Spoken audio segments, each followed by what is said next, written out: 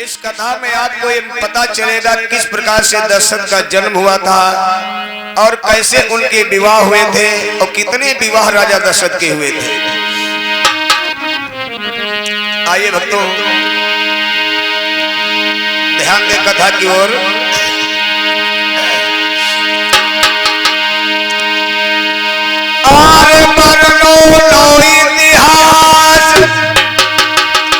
सुनो सब खास शक्ति बतलाई,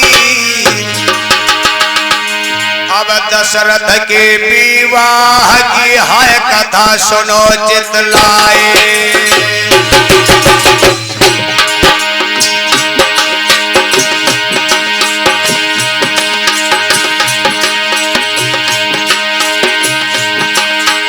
अरे सुनो चितलाई ध्यान दो भाई अगारी भाई सुनो चितलाई, अब दशरथ के विवाह की रे कथा सुनो चितलाई।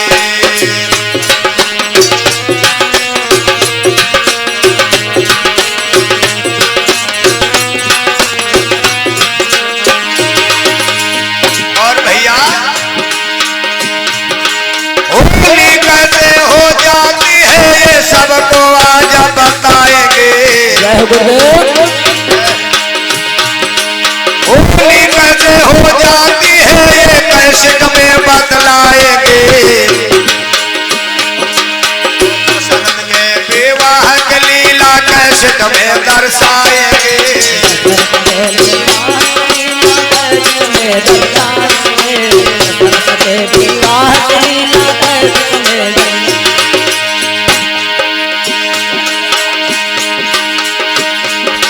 होली कैसे हो जाती है ये सबको आज बताएंगे। कि दले थे रानियां दशरथ के ये सभा मध्य दर्शाएंगे।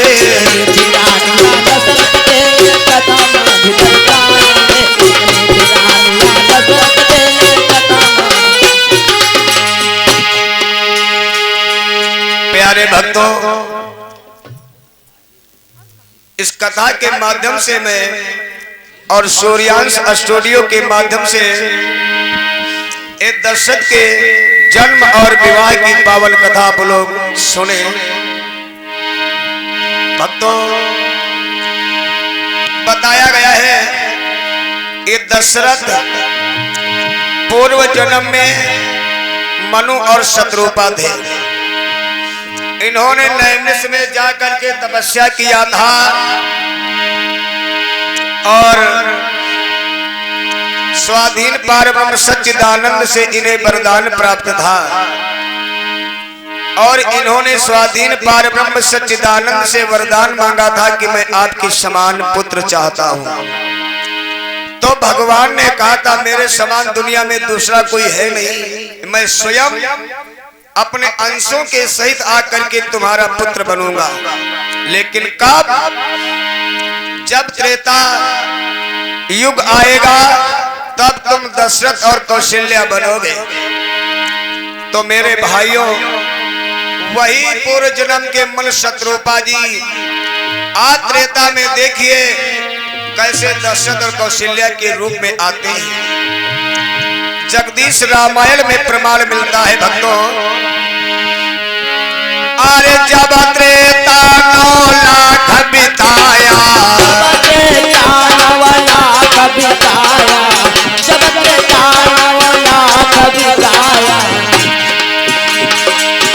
अरे जब त्रेता 9 लाख बिताया तामे 12 सहस मिलाया।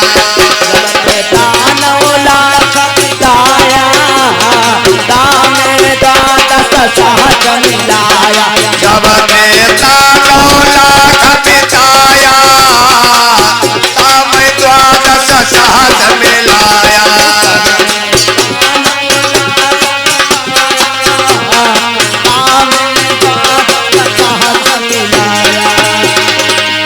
और जब त्रेता 9 लाख 12,000 वर्ष समय हो गया तब हुआ क्या भैया? तब ही मनु स्वर्ग से आई,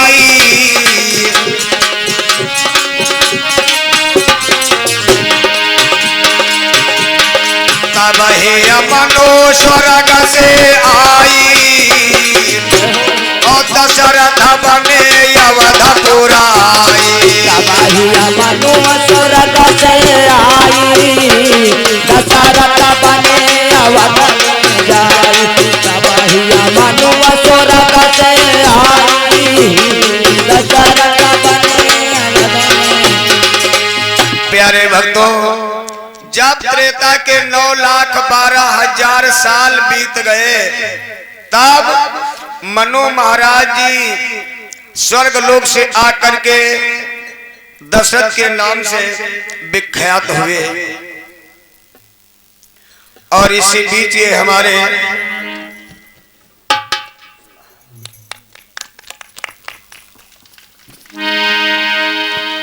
बोलो गोविंद भगवान की।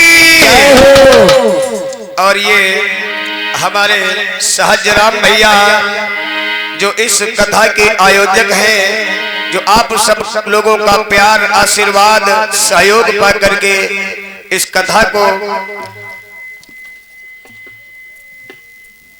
पूर्ण करने में हर प्रकार से तन मन धन का सहयोग कर रहे हैं।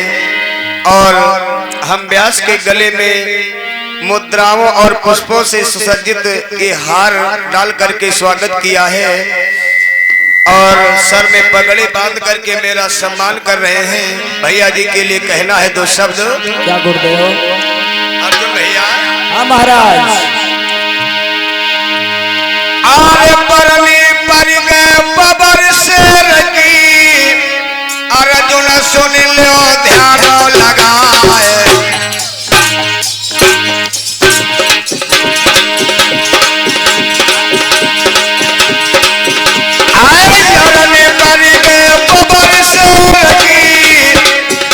अरे सूर्यंश भैया में सर ना जाए,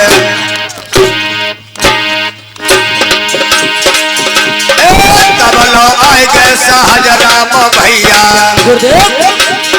तब लो आए गए सहजराम भैया, विद सभा में पहुंच गया।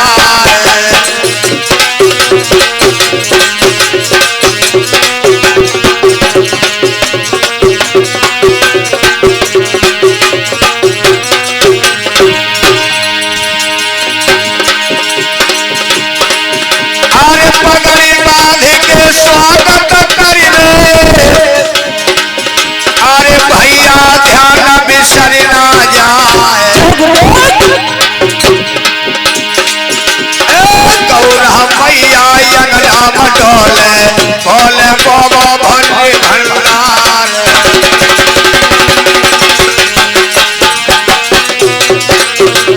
गौरा मैया यंगराम डोले, बोले बाबा भंडार।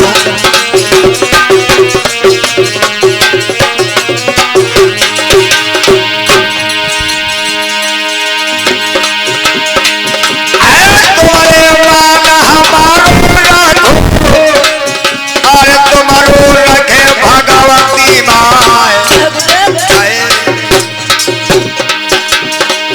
अरे तुम्हारे मान हमारो राखो, तुम्हारो रखे सारधे माय। यमरत कुआ खोदे यंगलो में, पुरखा पिए यमर हुई जाए।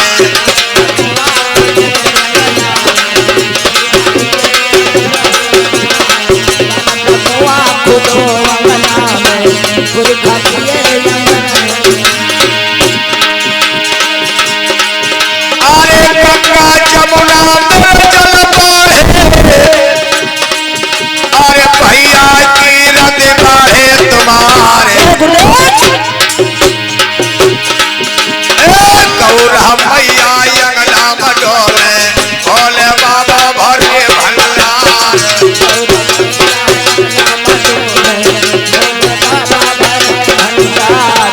गौरा मैया यंगनाम डोले, भोले बाबा भरे।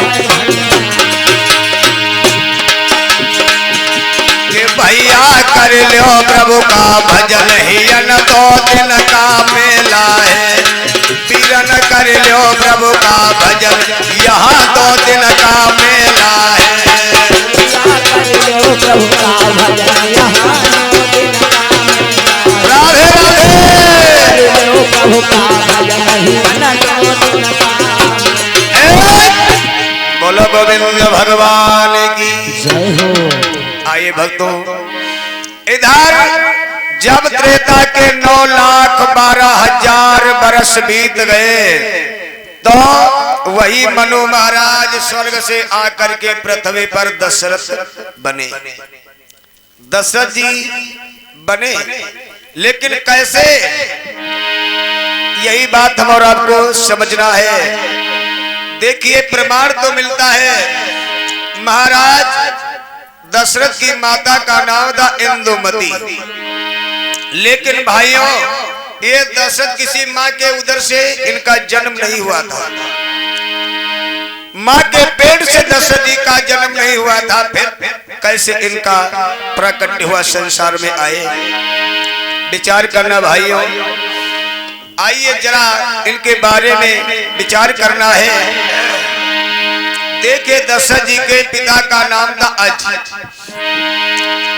आज अयोध्या के सम्राट हैं, बहुत दिनों से प्रजा की सेवा करते चले आए, लेकिन भाइयों इनके घर में कोई संतान पैदा ना हुई।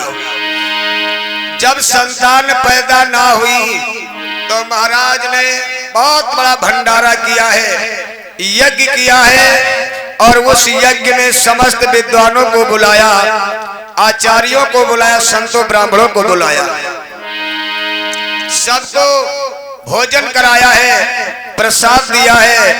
अंत में दक्षिणा दे करके विदा करने लगे। जितने महात्माओं संतों ब्राह्मणों को दक्षिणा दिया सब तो चले गए, लेकिन भक्तों एक ब्राह्मण ने इनकार कर दिया दक्षिणा लेने में। क्यों? राजा ने कहा महाराज आप भी दक्षिणा लो।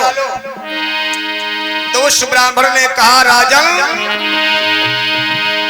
यह तो धन जनता का राजन, बोला है ब्राह्मण, यह तो धन जनता का राजन, नाही तेरी कमाई। यह तो धन जनता का राजन, नाही तेरी कमाई, और अपनी कमाई का धन राजन हमको देव गहाई। अपनी कमाई का धन राजन हमको देव गहाई।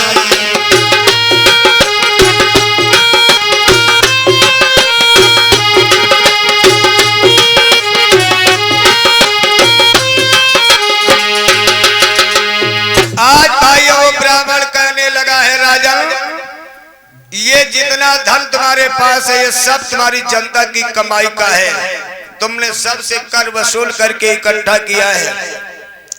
बोलो, बोले हाँ। अगर तुम्हें दक्षिणा देना है तो अपनी मेहनत की, अपनी कमाई का धन हमें दक्षिणा में दो, वही मैं लूंगा। लोगों आज एक पैसा उनके पास नहीं है जो अपनी मेहनत का हो। अब राजा ने सोचा अगर इसके दक्षिणा ना दिया तो मेरा यज्ञ पूरा नहीं होगा। अब कैसे भी हो कुछ भी करना पड़े, हमें दक्षिणा देना है तो देना है। आज मेरे भक्तों राजा अज ने उसी समय अपना भेष बदला, साधारण इंसान जैसा, गरीब इंसान जैसा भेष बनाया, और नौकरी की तलाश करते करते एक लोहार के घर पहुंचे। लोहार के यहाँ पर जाकर के अपनी बात बताई कि मैं आपके घर काम करना चाहता हूँ। लोहार ने कहा लग जाओ। अब लोहार को पता नहीं था ये राजा अज है। भक्तों आज लोहार ने राजा अज को अपने घर में नौकरी में लगा लिया, और पहला दिन था। उस लोहार ने महाराज को घन पकड़ा दिया। आइए श्रीमान जी घन चलाइए।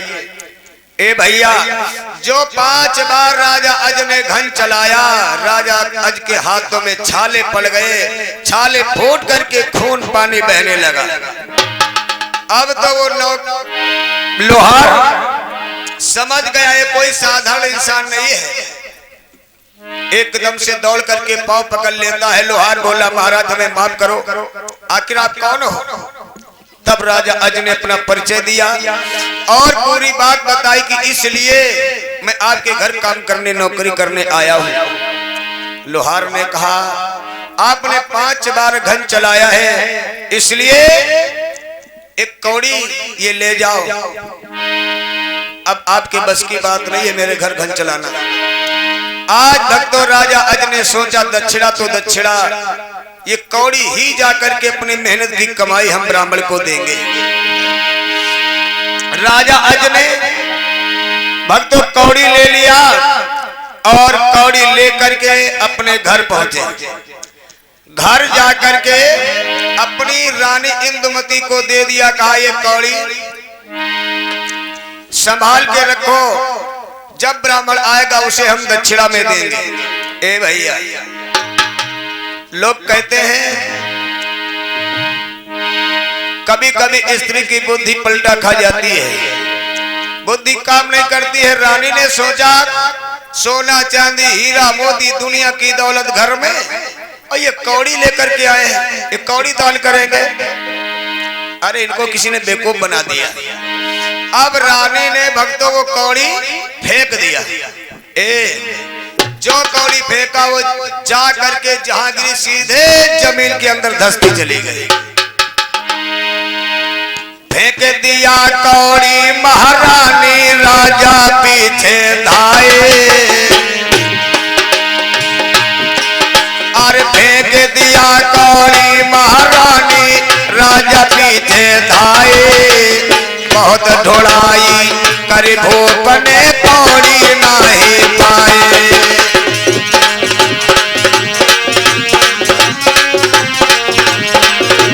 बहुत खुदाई करे भूप ने कौड़ी नहीं पाए।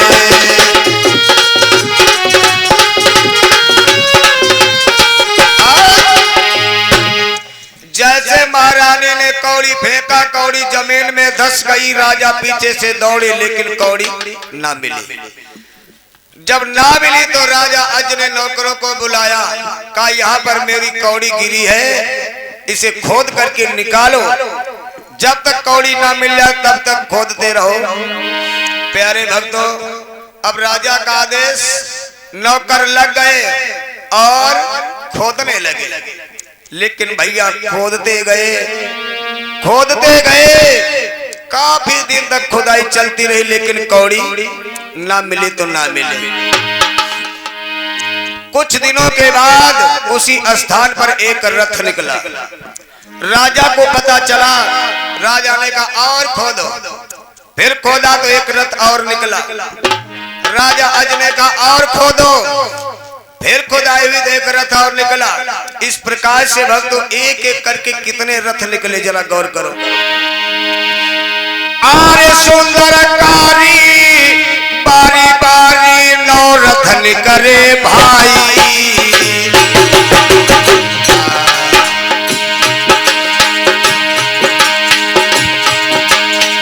सुंदरकारी बारी बारी नौ रथ निकले भाई। 10वें रथ पर सुंदर बालक, 10वें रथ पर सुंदर बालक बैठा बाहर आई।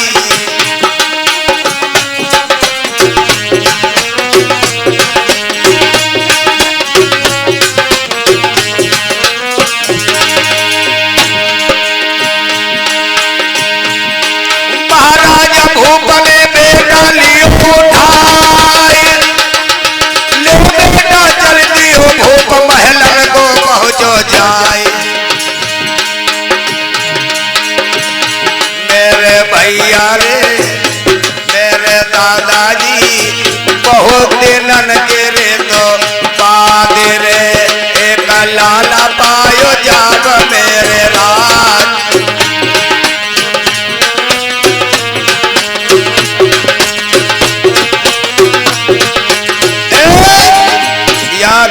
भाइयों, आज सुंदर कारी बारी बारी नवरत्न करे भाई, और 10वें रथ पर सुंदर बालक बैठा बाहर आई 10वें रथ पर सुंदर बालक बैठा बाहर आया।